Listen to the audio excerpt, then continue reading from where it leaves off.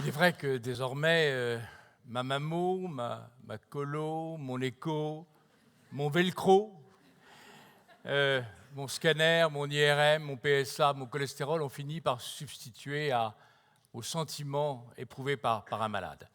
Jusqu'à une date récente, quand un malade allait voir un médecin, le médecin rencontrait son regard, l'écoutait, j'espère sans distraction, lui demandait de s'allonger, il palpait son ventre, regardait ses articulations, prenait qu'un stéthoscope, écoutait son cœur, son poumon. Probablement, le stéthoscope est devenu maintenant un élément identitaire et non plus un élément médical. Et désormais, la médecine a substitué les mains, l'oreille et les yeux d'un médecin avec ses instruments, ses techniques, ses images, ses chiffres. Mais cette substitution, qui est devenue très totalitaire, ne supporte pas l'examen clinique, qui apparaît comme dérisoire, et a indu ce qui ne coûtait rien, autrement que la consultation, coûte désormais 100 € dès qu'il y a le moindre intermédiation technique. Et le geste technique, par essence insensible à la personne, a une valeur croissante, et l'attention d'un médecin à un malade n'a fini par n'avoir aucune valeur. Alors vous allez me dire, mais c'est évident, mais enfin, ce n'est pas avec votre discours qu'on ferait le diagnostic de sida, de cancer, de tuberculose, etc. Oui, c'est vrai, mais mon maître Siguet disait « écoutez le malade ». Il vous donne généreusement le diagnostic. Regardez-le, sa tête, ses mains, son visage, son corps trahissent la maladie. Alors, il est évident qu'on ne va pas revenir à une sorte de nostalgie qui n'aurait aucun sens et que les progrès de la médecine nous ont aidés à vivre, voire à survivre.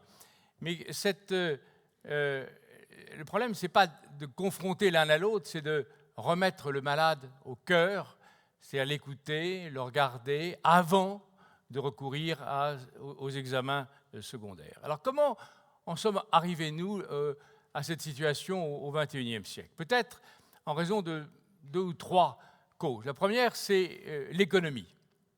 Car l'économie, elle a ses dévots. Et ces dévots qui respectent totalement la technique et qui méprisent la clinique. Et les concepteurs, les innovateurs, de la même façon qu'un iPhone 6 aujourd'hui qui est proposé dans l'iPhone 5, 7, 8, 9, l'IRM, le scanner, l'échographie passent leur temps à innover, nous apporter leurs progrès techniques. Et de la même façon que les concepteurs et les innovateurs apportent leur contribution, eh bien, les marchands eux-mêmes finissent par considérer qu'une machine est obsolète. Et que les hôpitaux finissent actuellement, comme j'ai pu le voir, par vanter leurs robots plus que leurs chirurgiens. Et comme la santé n'a pas de prix, c'est probablement le domaine où l'économie a le plus d'avenir. Et l'autre point qui explique peut-être cette évolution, c'est la machine elle-même. La machine elle-même, elle a ses limites, parce que une image, un chiffre donne une information sur un sujet très précis, sur un point du corps, et n'a pas de vue sur l'unité générale du corps. Et en situation de désastre économique, de guerre, qu'on le voit, ces drames de migrants actuellement épouvantables, ce n'est pas avec les techniques qui sont absolument absentes. Et le roi est nu, la médecine est nue. Si les machines n'est pas présente, si l'énergie n'est pas présente, le malade finit par être abandonné à son propre sort. Et puis, en fait, aussi l'exclusion, parce que tout ce que la médecine ne supporte pas, c'est tout ce que la technique ne voit pas, elle le renvoie au psychiatre, au psychanalyste. Douleur dans un rapport sexuel, elle n'a pas toujours besoin d'un psychologue ou de Lacan. Elle a besoin quelquefois d'un examen clinique qu'un examen technique ne pourrait pas voir. Et peu à peu, cette accumulation de raisons techniques et de raisons économiques, on finit par créer une aliénation économique, parce que la médicalisation de toute l'existence, depuis la grossesse, la naissance, l'adolescence, la maturité, la vieillesse, fait que la médecine a pris le pouvoir. Il y avait une revue dans quelques jours, je voyais, Vivre sans vieillir.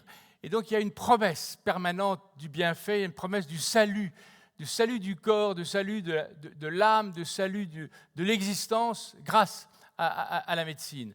Et que la conséquence aussi symbolique, c'est que le velcro, les appareils, les connectés, les montres, etc., vous disent que votre santé est bonne ou qu'elle n'est pas bonne. Il y a une sorte de SU des appareils qui se substituent à la perception de votre propre existence. Et que le danger, au fond, du silence des organes, le danger du sentiment de la bonne santé finit par être suspect.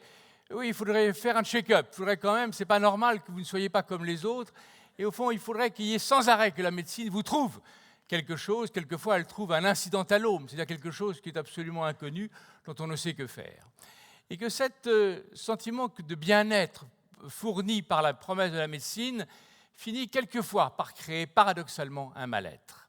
Et dans toute cette histoire, il y a un gagnant unique, un gagnant qui est le marché. Le marché, il a tout compris. Il a tout compris que, au fond, la substitution dans l'être humain des machines à la perception de l'être, qui lui apportait une sorte de perfection, de bonheur dans l'existence, était sans fin. Et que cette promesse que la médecine promet, au fond, le malade est pris à son insu de son propre chef, comme disait un coureur cycliste pris dans la drogue. Au fond, inconsciemment, il est tiré par le marché.